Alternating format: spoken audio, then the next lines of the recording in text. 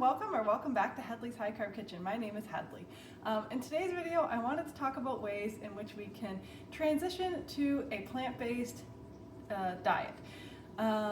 Okay, so if I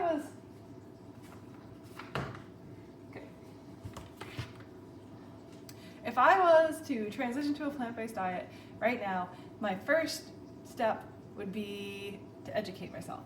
I would find out what the animals go through, what the impacts are on the environment, that kind of stuff. Because for me personally, if I was just trying to be plant-based and I didn't really have a real reason why, other than like weight loss or health, personally I probably wouldn't just do it for myself. I would, the way I went vegan is I learned about the ethics, I learned about the animals, I learned about the way that they were being treated, and I didn't want to partake in that anymore.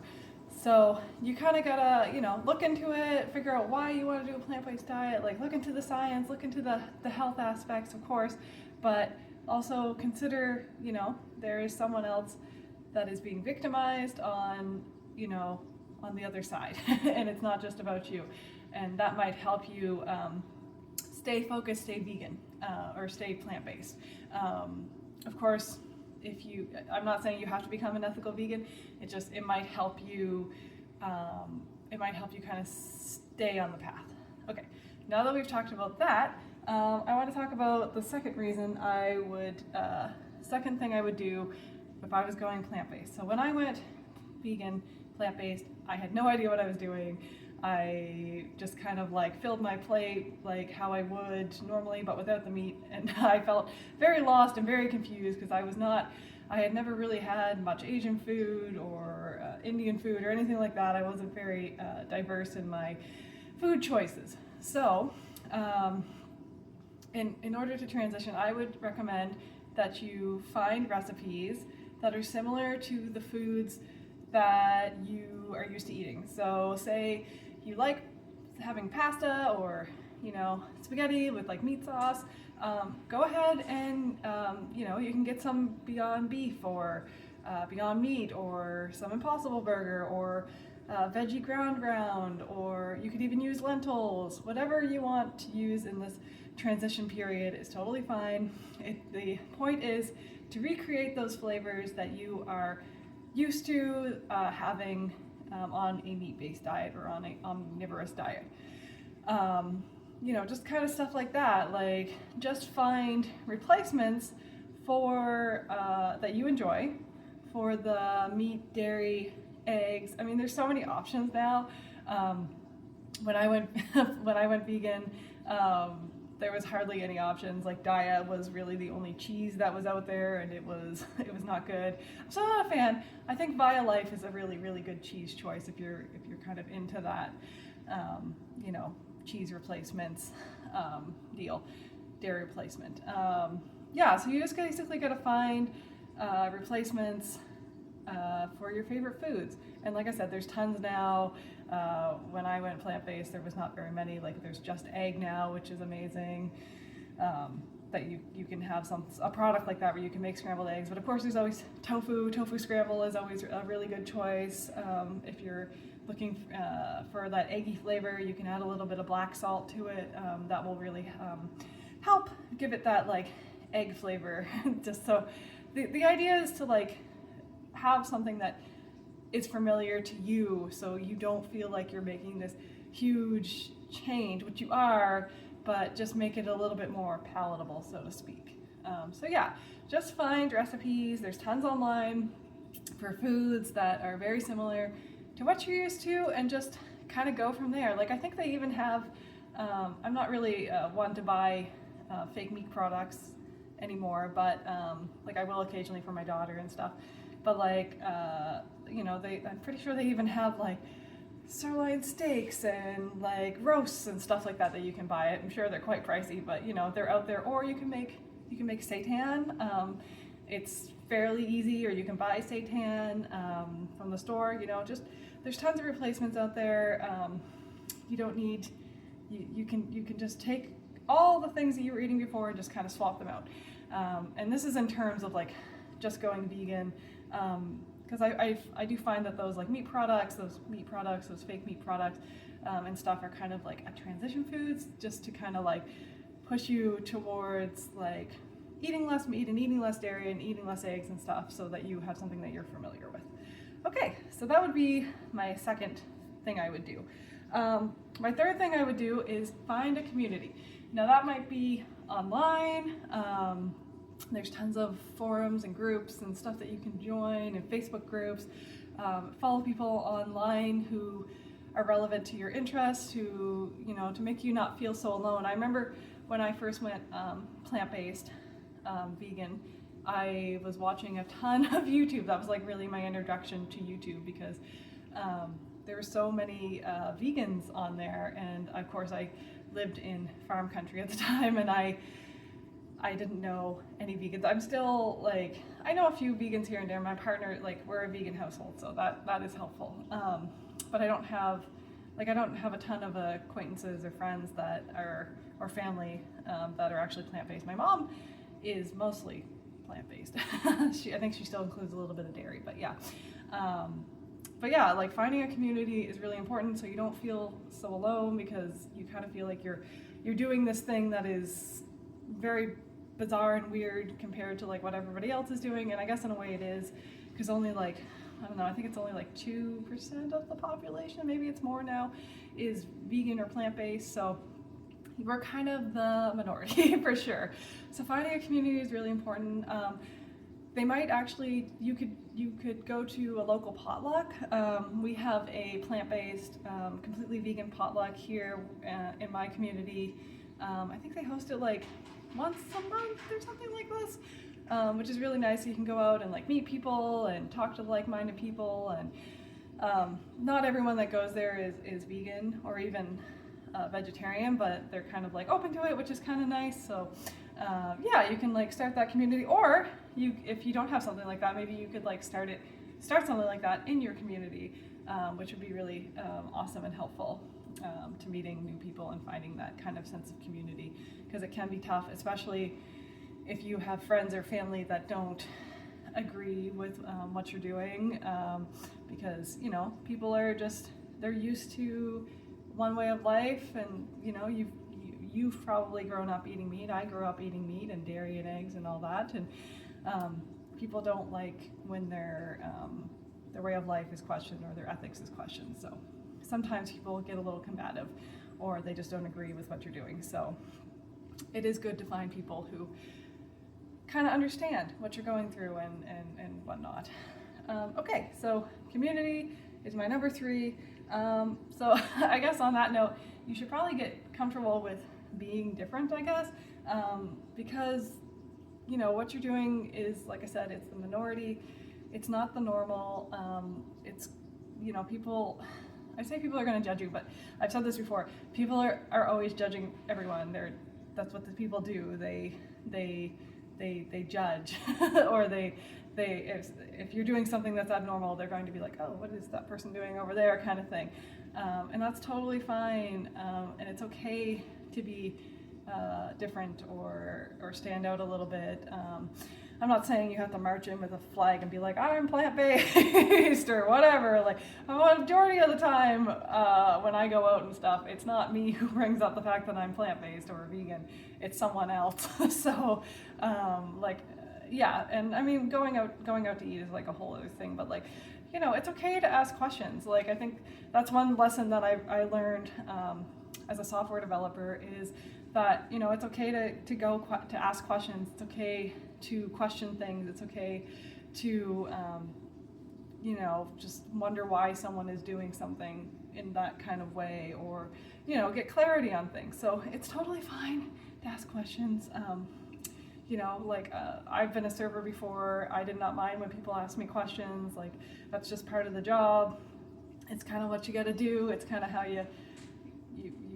you know, it's just part of serving and working with the public. People are going to ask you questions. So it's totally fine to like be like, what's in this? Or, you know, does this have eggs or dairy? And like, it's normally fine. They will normally go and check it for you. And I know it can feel a little awkward sometimes. But, you know, it's okay to like feel awkward sometimes. It's okay to put yourself out there and ask questions, and you know, because you're doing it for your health or for the animals or whatnot. So, you know, it's okay to be a little different sometimes, and I know some people are uncomfortable with that. Like, I'm not super comfortable most of the time being the center of attention, but sometimes you gotta do what you gotta do, right? Okay, so my next point is to make sure that you are eating enough. This is a big one.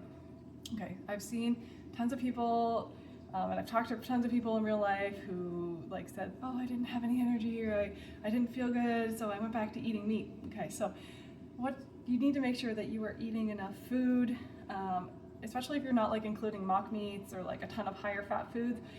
You're going to need to eat bigger portions, and that's because plant foods or like high carb, like plant foods typically are higher carb, and they are high carb foods are only 4 calories per gram, whereas fat is like 9 calories per gram.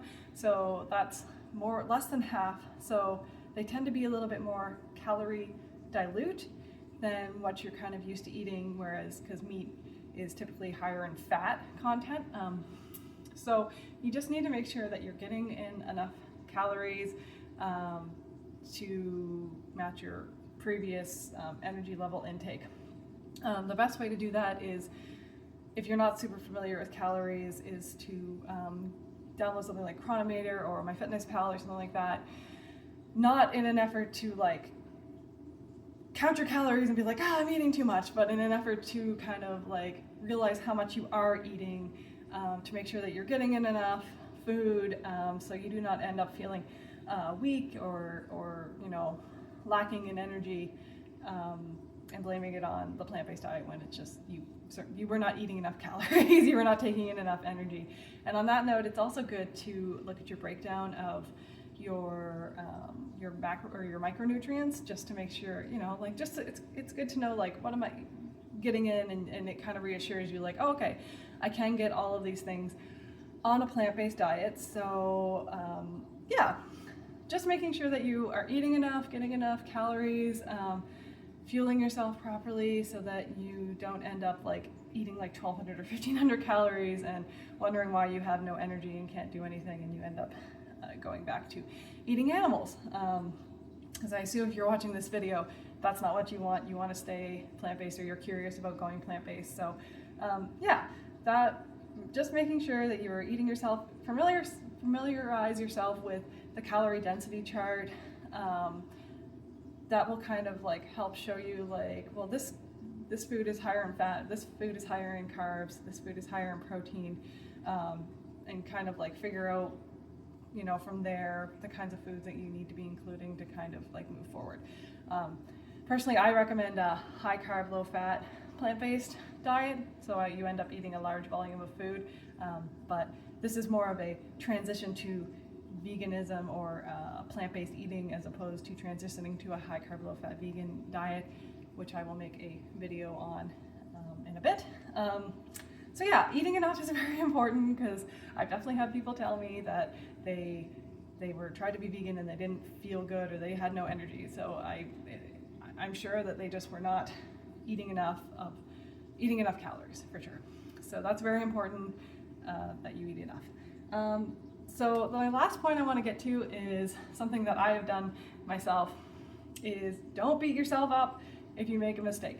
So when I first went plant-based vegan, I would order things not even thinking, because it was just like what I was used to doing. I remember one time, I think I went to Boston Pizza with my partner at the time, and I ordered like, what was those things, those like chips, and it came with like a dairy-based dip, and I'm just eating it, and then I'm like, wait a minute, like this isn't right. Like, I'm not supposed to be eating this. And, you know, because you don't even really, you know, having to be more conscious about your food choices if you have not previously been super conscious about like what you're eating, can be a little bit of a challenge, because, you know, you're just used to just going out eating, not worrying about it, unless you of course are doing like keto or kind of like some other like diet or whatever, where you're more conscious about your carb intake or whatever. But yeah, so I was like eating those, and I was just like, oh wait, I'm pretty sure there's dairy in this.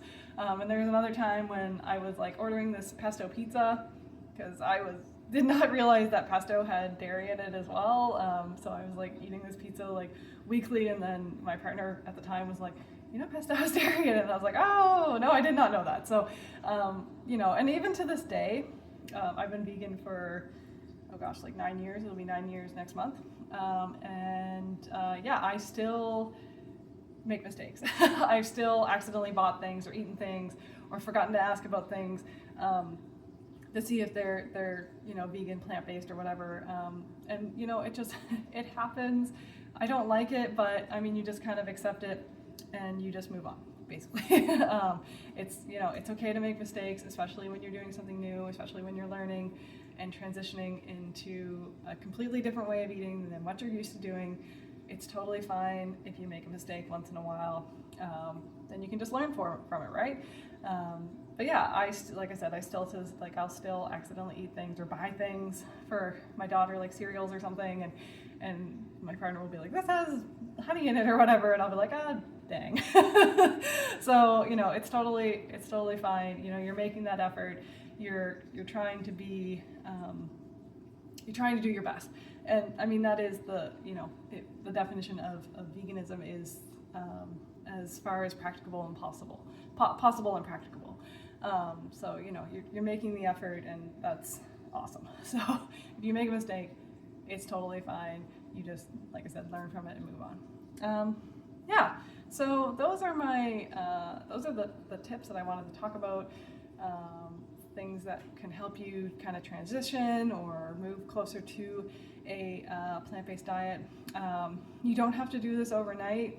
I did, because I'm just like that kind of person where I saw a slaughterhouse footage and I was like, nope, not doing this anymore. And I just, like, ever since then I've been plant-based. But I realize not everyone is like that or can do that. So, you know, you have to give yourself grace and time to kind of like move in that direction if you need to, like, but like I said, I think educating yourself on like what goes on in that industry can be very helpful to putting you on the right path and keeping you on the path. But yeah, like I said, slow and steady if you need to. The important thing is that you're trying. Okay, so those are my tips on how to transition into being eating more of a plant-based diet. If anybody else has any other tips, you can leave them down below, and I appreciate you watching, and take very good care, and bye everyone.